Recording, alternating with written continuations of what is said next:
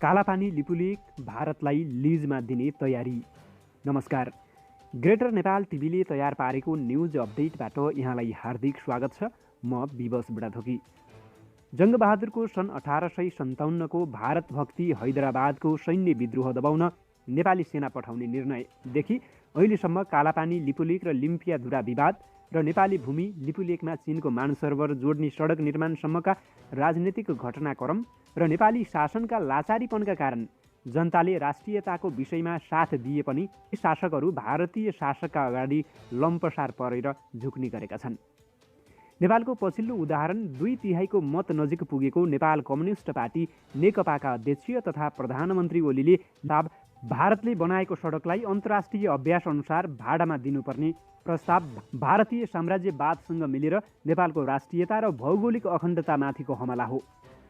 ओलीले बाहिर देखाउन ब्यासको गागामा सीमा सुरक्षाका लागि भनेर सशस्त्र प्रहरीको 45 नाको टुकडी राखे पनि सारमा भने चरम लम्पसारवादी र देशघाती कदम हो।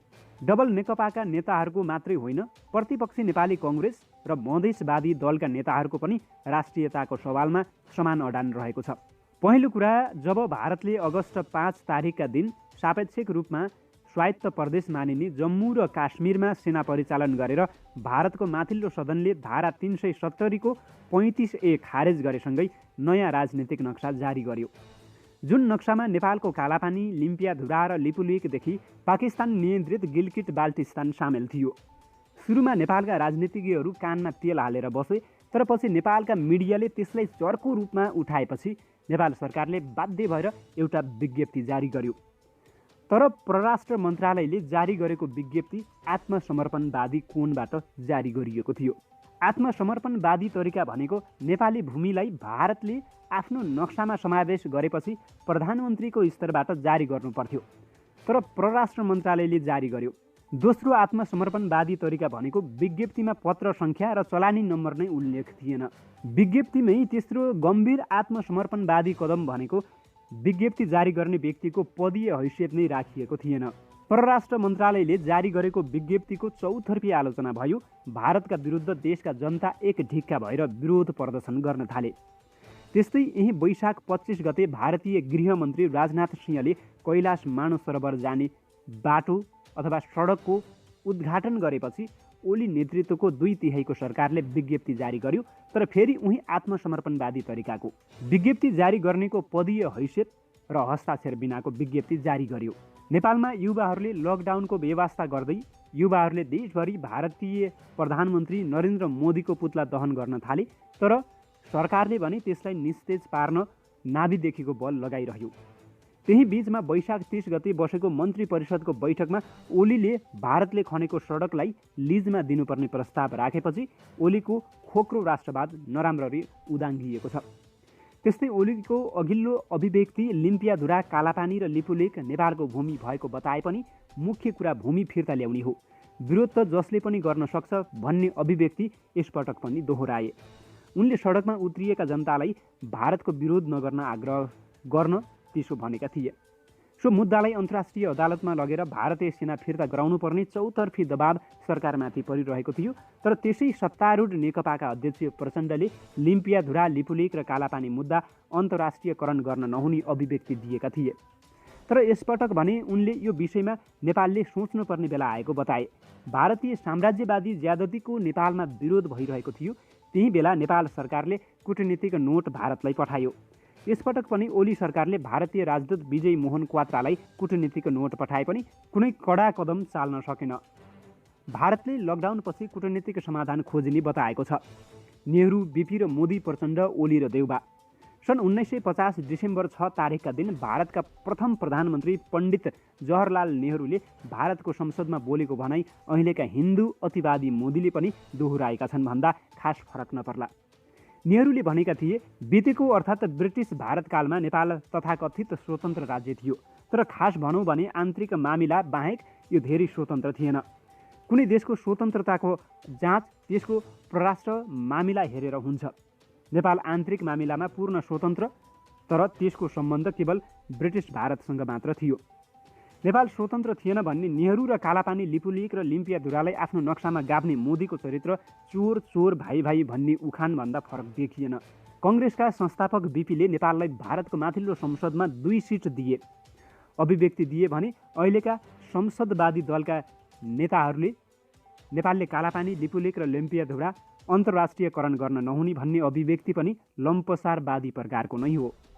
कालापानी लिम्पियाधुरा र लिपुलेक मुद्दा अन्यग्रस्त बन्नुका कारणहरू।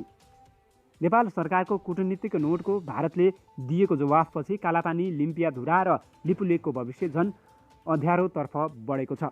प्रधानमन्त्री ओलीको लिपुलेकमा भारतले बनाएको सडकलाई अन्तर्राष्ट्रिय अभ्यास अनुसार लिज वा भाडामा दिनुपर्ने मन्त्री परिषदको बैठकमा दिएको अभिव्यक्तिले लिपुलेक लिम्पियाधुरा र कालापानी भारतलाई सदाको लागि सुम्पने सङ्केत हो।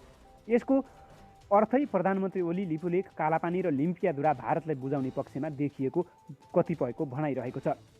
कतिपयले फिर्ता आउने दाबी गर्लान्, तर नेपालले फिर्ता आउने सम्भावना विविध कारणले क्षीण बनेको छ। पहिलो कुरा, नेपाल सरकार नै भारतीय साम्राज्यवादले हडपेको भूमि फिर्ता ल्याउने पक्षमा छैन भन्ने सरकारको लिजमा दिनुपर्ने प्रस्तावले प्रष्ट गरेको छ। त्यस्तै परराष्ट्रको विज्ञप्तिले त्यसको सङ्केत गरिसकेको थियो। परराष्ट्र मन्त्रालयभित्र भारतको त्रास कति छ भन्ने उदाहरण त बिना नाम र हस्ताक्षर बिनाको विज्ञप्ति हेरी हुन्छ। दोस्रो कारण, प्रधानमन्त्रीको सडकमा बुरुक्क उफ्रेर केही हुँदैन, मुख्य कुरा भूमि फिर्ता ल्याउने हो भन्ने अभिव्यक्ति र सत्तारूढ नेकपाका अध्यक्ष प्रचण्ड र वरिष्ठ नेता नेपालले कालापानी लिम्पियाधुरा र लिपुलेक विवाद अन्तर्राष्ट्रियकरण गर्नु हुँदैन भन्ने आत्मसमर्पणवादी अभिव्यक्ति। भूमि नेपालको तर सामरिक महत्त्व भएका कारण भारतले कालापानीलाई अस्थायी रूपमा भए पनि विवादरहित तरिकाले आफ्नो कब्जामा लिन चाहेको छ भन्ने कुरा बुझ्न भारतले पठाएको नेपाल सरकारको कूटनीतिक नोटको जवाफले प्रष्ट रूपमा देखाएको छ। भारतले एकातर्फ कूटनीतिक रूपले हडपेको नेपाली भूमिलाई सजिलै फिर्ता गर्नुभन्दा पनि नेपाली जनताले झुक्क्याउन खोज्नेछ, अर्को कूटनीतिक तरिकाले समाधान गर्ने भन्दै नेपाली लाचार शासकहरूलाई अन्तर्राष्ट्रिय अदालत जानबाट रोक्नेछ। यदि नेपाली शासकहरूलाई जनताले गलत्याएर भए पनि अन्तर्राष्ट्रिय अदालत जान बाध्य पारे भने भारतले नयाँ फन्डा झिक्ने निश्चित नै छ। त्यो बखेडा भनेको त्यो विवादलाई यथावत राख्दै नेपालको भूमि कालापानी लिम्पियाधुरा र लिपुलेकलाई कम्तीमा पनि 1000 वर्षसम्म लिज अर्थात् भाडामा लिने र नवीकरण गर्दै अगाडि बढ्ने प्रस्ताव गर्ने सम्भावना बढी देखिन्छ। यसको भारतले भन्दा पनि नेपालका प्रधानमन्त्री आफैले नै प्रस्ताव गरेपछि भारतलाई के खोज्छस् कानो आँखा भने झैँ भएको छ।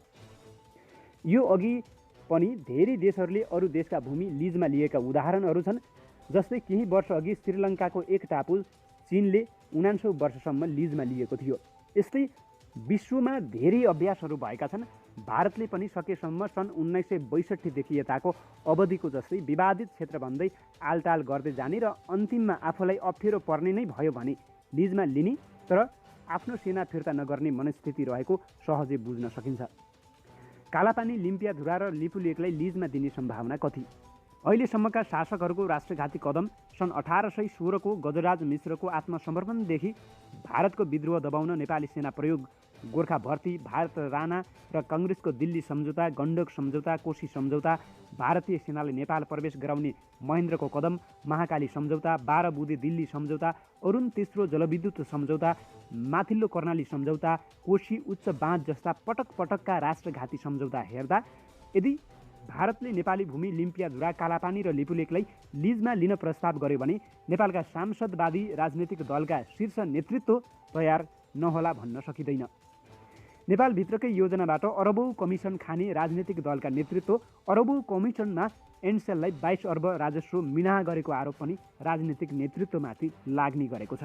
ससाना परियोजनामा अरबौँ लाभ दिन खोज्ने सङ्कीर्ण नेतृत्वले कालापानी, लिपुलेक र लिम्पियाधुरालाई अरबौँ कमिसनको लोभ र भारतको आशीर्वादले आफ्नो राजनीतिक सुनिश्चितता गर्नकै लागि भए पनि लिजमा दिने निश्चित भइसकेको छ। प्रधानमन्त्री ओलीको प्रस्तावले भारतसँग पहिल्यै भित्रभित्रै सम्झौता भइसकेको त होइन भन्ने आशंका गर्ने प्रशस्त आधार छ। केही महिना अघि नेपाली कङ्ग्रेसकी नेत्री सुजाता कोइरालाले त भारतलाई लिजमा दिनुपर्छ भनेकी थिइन्। त्यसको केही समय नबित्दै प्रधानमन्त्री ओली आफैले मन्त्री परिषद बैठकमै प्रस्ताव गरेका थिए। वैशाख 31 गते बोलाइएको सर्वदलीय बैठकमा पनि ओलीले लिजमा दिने सङ्केत गरेका छन्। प्रधानमन्त्रीले सर्वदलीय बैठकमा नै लिजमा दिने विषयलाई प्रवेश गराएका छन्। यसलाई लिम्पियाधुरा, कालापानी, लिपुलेकलाई लिजमा दिने अन्तिम तयारी हो भन्न सकिन्छ। तसर्थ देशभक्त नेपालीहरूले कालापानी, लिपुलेक र लिम्पिया धुराको मुद्दालाई सरकारले अन्तर्राष्ट्रिय अदालतमा लगेर भारतीय सेनालाई फिर्ता गरेर आफ्नो भूमिमा नेपाली सेना तैनाथ गर्न सरकारलाई दबाब दिनु वा नेपालले पनि भारतसँग लिपुलेक, कालापानी र लिम्पिया धुरा फिर्ता ल्याउनका लागि हुने सम्भावित युद्धको तयारीका लागि जुट्नुपर्ने देखिन्छ। र अब लिपुलेक, कालापानी र लिम्पिया धुरा मात्र होइन, हामीले नालापानीसम्मको भूभाग, सिक्किमसम्मको भूभाग फिर्ता माग्ने अवस्था पनि आइसकेको छ र हामीले यो मुद्दालाई नै अन्तर्राष्ट्रिय अदालतमा लैजानुपर्छ, कालापानी मात्र होइन। अन्यथा नेपालका राजनीतिक दलका नेतृत्वले विवेक र इच्छा शक्तिको भरमा यो मुद्दालाई छाडिदियौँ भने वीर योद्धाहरू बलभद्र कुँवर र भक्ति थापा, हस्तिदल शाह र उजिर सिंह थापा जस्ता हाम्रा हजारौँ हजार वीर पुर्खाहरूको रगतले आजको भूमि भारतीय क्षेत्रीय साम्राज्यवादले मिल्ने निश्चित नै छ। खबरदार। जय ग्रेटर नेपाल।